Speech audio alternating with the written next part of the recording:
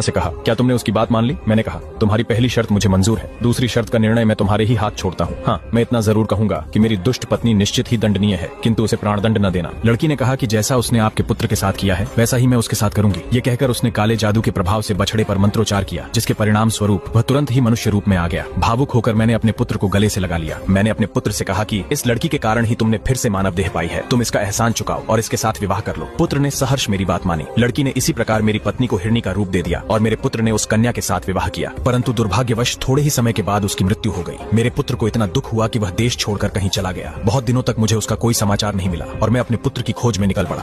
राक्षस ने भावुक होकर कहा, क्या तुम्हें तुम्हारा पुत्र मिला? नहीं दैत्यराज, उसका कोई समाचार नहीं मिला, इसलिए मैं उसे ढूंढने निकला हूँ। मुझे किसी पर इतना भरोसा नहीं था कि अपनी हिरणी बनी हुई पत्नी को उसके पास छोड़ता, इसलिए मैं इसे अपने साथ लिए हुए एक देश से दूसरे देश अपने पुत्र की खोज में घूमता हूँ। यही मेरी और इस हिरणी की कहानी है। अब आप स्वयं निर्णय लें कि यह घटना विचित्र है या नहीं। दैत्य ने कहा, निसंदेह